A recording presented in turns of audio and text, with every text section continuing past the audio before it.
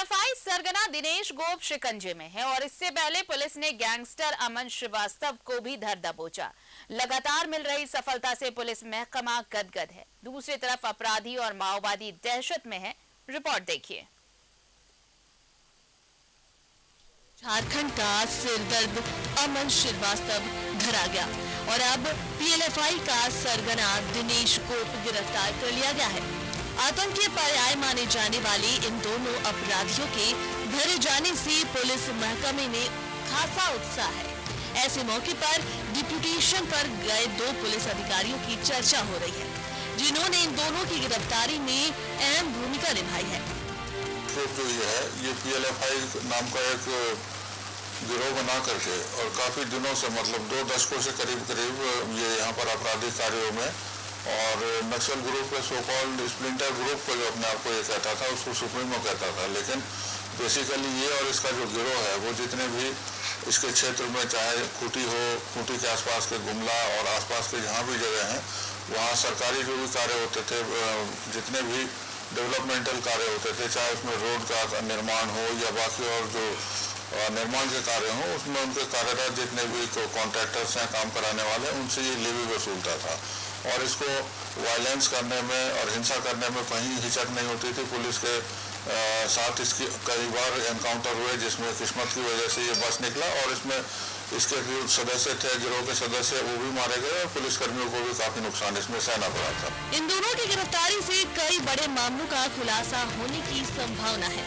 इस गिरफ्तारी से पुलिस, जगुआर और एनआईए के बेहतर समन्वय की भी प्रशंसा की जा रही है और ये समन्वय ये बताने के लिए काफी है कि आने वाले दिन अपराधियों के लिए खराब होने वाले। और ये सूचना मिल रही थी कि इसने झारखंड छोड़ दिया है और झारखंड के ये बाहर रह करके ऑपरेट कर रहा है, तो इसी सब सूचना को हम लोगों ने डिफरेंट एजेंसीज के साथ मिल करके डेवलप किया और काफी दिनों से हम लोगों के जो पुलिसकर्मी हैं, पुलिस अफसर्स हैं, वो इसकी निशानदेही पर और इसके पीछे गए हुए थे और कोशिश कर रहे थे कि या तो ये गिरफ्तार हो या सरेंडर हो। तो अल्टीमेटली पेशेंस और इतने दिन की मेहनत जो है वो उसका फल निकला और ये गिरफ्तार करने में इसको सफलता हम लोगों को हासिल हुई। अपराधी चाहे जितना भी बड़ा हो, जितना भी दुर्दांत और खूंखार हो, अगर पुलिस चाहे तो टीम वर्क के सहारे उसको दबोच सकती है। झारखंड में अमन श्रीवास्तव के बाद दिनेश गोप का पकड़ा जाना इसी बात का जिंदा सबूत है। डीजीपी ने साफ किया है कि अगर आप आगे अपनी अच्छी जिंदगी चाहते हैं तो अपराध का रास्ता छोड़कर सीधे सीधे पुलिस के आगे, कानून के आगे सरेंडर कर दें, वरना आपका भी वही अंजाम होगा। कैमरामैन कैश के साथ में शाहनवाज अख्तर, न्यूज़ 11 भारत, रांची। और हमारे साथ सहयोगी शाहनवाज जुड़ रहे हैं। शाहनवाज, बड़ी सफलता झारखंड पुलिस के हाथ। आप देखिए, जो गैंगस्टर हैं, जो आतंक का पर्याय रहे कभी, वो अब पुलिस के शिकंजे में हैं। पहले अमन श्रीवास्तव को लीजिए और अब दिनेश गोप को, यानी कि जो कोशिश झारखंड पुलिस पिछले कई सालों से कर रही थी कि ऐसे लोगों पर शिकंजा कसा जाए, और अब ये चीजें बता रही हैं कि कैसे सफल हुई है झारखंड पुलिस। लेकिन अब बारी कुछ ऐसे ही नाम हैं जो लिस्ट में उनकी, जिन्हें चेतावनी दी गई है कि या तो आप सरेंडर करिए, नहीं तो फिर इस तरह के एक्शन के लिए तैयार रहिए, क्योंकि झारखंड पुलिस अब रुकने वाली नहीं। हाँ, बेशक बड़ी कामयाबी है और इससे सभी लोगों को खुशी हुई है, हैरानी भी हुई है, क्योंकि एक हफ्ते का ही गैप है। अमन श्रीवास्तव का पकड़ा जाना, वो मुंबई में पकड़ा जाना, इसका मतलब ये है कि हम भले अपने घरों में सोते हैं लेकिन पुलिस चैन से नहीं सोती है। अब कितना गहरा रिसर्च होगा कि मुंबई में एक व्यक्ति 4 दिन पहले प्लेटफॉर्म पर, वासी प्लेटफॉर्म पर नजर आता है, उसके बाद फिर जब तैयारी की जाती है तो 4 दिन तक वो फिर गायब हो जाता। मैं अमन श्रीवास्तव की बात कर रहा हूँ। उसके बाद फिर चौथे दिन वो ये समझ लेता है कि नहीं, उसको कोई धोखा हुआ होगा कि उसको किसी ने पहचान लिया है, लेकिन वो जब आता है तो patiently Ranchi police, Ranchi ATS ने मुंबई एटीएस के साथ कितना अच्छा तालमेल किया कि उसको पकड़ लिया। और कोई छोटा मोटा नाम नहीं है अमन श्रीवास्तव। लेकिन अभी हफ्ता भी नहीं हुआ था कि दिनेश गोप, और दिनेश गोप तो उससे भी बड़ा अपराधी है, उससे भी बड़ा सरगना है, क्योंकि कई बार पुलिस मुठभेड़ में वो बचा है, और जिस हुलिये में वो पकड़ा गया है वो सरदार का हुलिया था, कोई उसको पहचान ही नहीं सकता है कि ये, और जितनी भी तस्वीरें पुलिस के पास थी सब उसके जवानी के टाइम की थी या नकली थी। बहरहाल ये एक बहुत बड़ी उपलब्धि है, और ये उपलब्धि ऐसे बहुत बड़ी है कि इसमें एनआईए ने पूरा सहयोग दिया है। और एनआईए में कौन है, तो एनआईए में झारखंड ही के कैडर के 2 वरिष्ठ आईपीएस अधिकारी, एक तो बहुत वरिष्ठ आशीष बत्रा आईजी अभियान ऑप्स थे, आईजी प्रोविजन अभियान थे, आईजी अभियान के तौर पर, पुलिस प्रवक्ता के तौर पर हम लोगों से बहुत गहरे ताल्लुकात थे। उनको जब भी हम लोग रिक्वेस्ट करते थे तो बताते थे, पुलिस की जो खबरें हैं उसको बाइट्स वगैरह देते थे।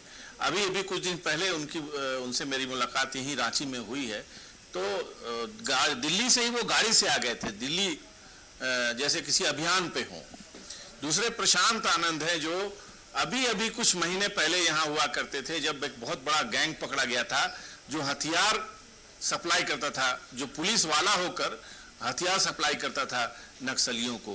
प्रशांत आनंद ने उस गैंग का पर्दाफाश किया था, पकड़ा था। अब वो एनआई चले गए हैं डिपोटेशन में। तो झारखंड कैडर के 2 महत्वपूर्ण अधिकारी एनआईए में थे, और उन लोगों ने झारखंड की समस्या का जो मूल था दिनेश गोप, उसको पकड़ने में किस तरह की भूमिका निभाई अब हम देख रहे हैं। दिनेश गोप पकड़ा गया है, और नेपाल में वो रह रहा था, जो बहुत दूर है यहाँ से, और वहाँ जा करके किस तरह से जाल बिछाना और किस तरह से उसकी पहचान करना, और लगातार संपर्क में रहता था, और वो नेपाल पहुँचता था। यहाँ का जो पैसा है लेवी का, वो उसके सहयोगियों के द्वारा नेपाल पहुँचता था, और तो सारे जो महंगे शौक हैं उसके, चाहे वो महंगी मोटरसाइकिल हो, चाहे वो महंगे जर्मन हथियार हो, ये सब नेपाल में ही वो अरेंज करता था। ये बहुत निश्चित रूप से बड़ी उपलब्धि है, और जी डीजीपी हालांकि बहुत कम बोलते हैं, लेकिन करते बहुत ज़्यादा हैं, सुनते ज़्यादा हैं, बोलते कम है। यही एक कामयाब इंसान की पहचान है। और देखिए इतने कम समय में कई उपलब्धियां उनके नाम आ गई। एक तो आपने देख लिया कि पूरा बूढ़ा पहाड़ जो है वो नक्सल फ्री हो गया। कोलेश्वर जोन जिसमें गया तक की ज़मीन आती है, चतरा, पलामू, गुमला, वो बिल्कुल साफ हो गई, नक्सलियों से पाक हो गई। बाकायदा पुलिस ने बूढ़ा पहाड़ में जाके अपना कैंप खोल लिया। बिल्कुल सही वक्त है नीरज सिन्हा को भी क्रेडिट देने का, क्योंकि उन्होंने ऐसे पृष्ठभूमि सौंपी है अजय कुमार सिंह जी को कि जिसमें कामयाबी उनके टाइम में भी बहुत बड़े बड़े नक्सलियों ने सरेंडर किया, और एक नक्सलियों का थिंक टैंक जो बहुत बूढ़ा है वो पत्नी समेत पकड़ा गया, तो उन्हीं के टाइम में पकड़ा गया था। तो ऐसा नहीं है, ये कैरी फॉरवर्ड है, और ये सिलसिला आगे जारी रहेगा। ये आपने ही पूछा है सवाल, तो मैं बता दूं कि प्रिंस खान, अमन सिंह, ये सब लोग जो हैं जो बाहर हैं, 4-5 ऐसे और नोटोरियस क्रिमिनल जो हैं वो बाहर हैं, लेकिन सब सर्वेलांस पे हैं। कब कौन पकड़ा जाएगा कह नहीं सकते, क्योंकि पहली बार एनआईए, एटीएस, झारखंड पुलिस, ये तीनों का ऐसा जबरदस्त कॉम्बिनेशन काम कर रहा है, और जितने ब्रिलियंट अफसर हैं झारखंड के, उनमें से बहुत सारे दिल्ली में भी मौजूद हैं जो अपने स्टेट के हितों को समझते हैं। इसीलिए आप तैयार हो जाइए, किसी दिन कोई और आपके इसी तरह से रांची एयरपोर्ट पे आप और हम रिसीव करेंगे उसको, आपकी ये तस्वीरें हम आपको दिखाएंगे। और यकीन जानिए कि साल के अंत तक झारखंड में नक्सलवाद का भी सफाया हो जाएगा, और ये जो ऑर्गेनाइज क्राइम वाले ये लोग हैं, बड़े बड़े नाम हैं, ये भी एक एक करके सब सलाखों के पीछे होंगे, और सलाखों के पीछे भी गहन निगरानी में होंगे। मल्टी कैम सेटअप से उनका होगा, उनको पर नजर रखी जाएगी। इसके अलावा भी उनको जो टेलीफोन है वो जैमर अपडेट किया जा रहा है। जेल में अब जैमर ऐसा लगा दिया जाएगा कि 1 किलोमीटर के दायरे में आपको फोन काम नहीं करेगा। जी बिल्कुल, और अब ये सारी तैयारियां चल रही हैं कि जो अभी पकड़ से बाहर हैं उन्हें भी जल्द ही अंदर लाया जाएगा। झारखंड पुलिस पूरी तैयारियां कर रही है।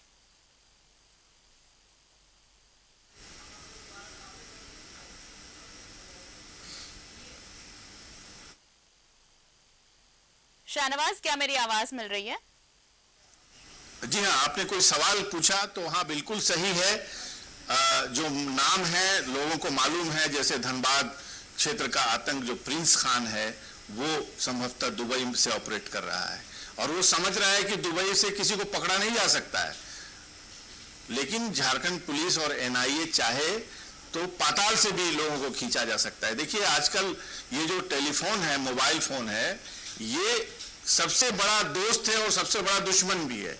इसके एक्टिविटी चाहे आप ये समझ रहे हैं कि आप किसी से छुप सकते हैं, मोबाइल स्विच ऑफ कर करके छुप सकते हैं, लेकिन ऐसी तकनीक आ गई है अब पुलिस के पास, खास करके झारखंड पुलिस लगातार जामताड़ा के साइबर ठगों से जूझते अब इतनी स्मार्ट हो गई है कि अब व्हाट्सएप की बात हो, इंटरनेट कॉल हो, ये जो दिनेश गोप था हमेशा इंटरनेट से कॉल करता था, इसमें विदेश का नंबर आता था, चाहे वो रैंसम मांगने की बात हो, चाहे किसी को धमकाने की बात हो, वो एक ऐसे सिम से नहीं इंटरनेट से फोन करता था।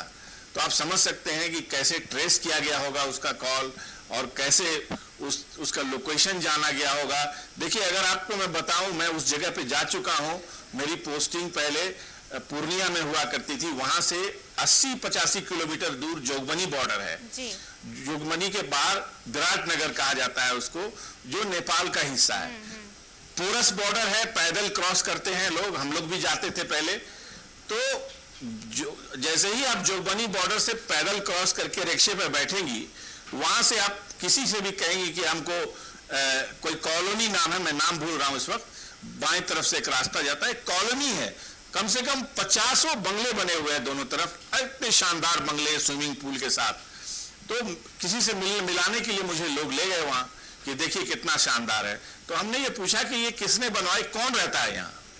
पता चला कि भारत में जितने भी क्रिमिनल, वहां क्रिमिनल माफिया जितने भी मुल्क से भागते हैं, वहां पर उनको शेल्टर दिया जाता है और बड़ी कीमत उसकी है, 4 लाख 5 लाख रुपए महीने में आप वहां पर आराम से रह सकते हैं। शाहनवाज कि जिस तरह से उगाही, अवैध वसूली, रैंसम के पैसे, ये सारी चीजें जो हैं, अब ये जो इंट्रोगेशन होगा, चाहे आप अमन श्रीवास्तव की कहें या फिर आप दिनेश गोप की कहें, इनमें तो कई रात सामने आने ही है, लेकिन अब उनके लिए भी एक अलार्मिंग सिचुएशन है। जो अभी बाहर बैठे हैं, इंतजार की घड़ियां उनके लिए भी अब बहुत छोटी होने वाली हैं, जब झारखंड पुलिस का शिकंजा उन पर भी कसेगा। बहुत बहुत शुक्रिया तमाम बातचीत के लिए, तमाम जानकारी के लिए आपका शाहनवाज। तो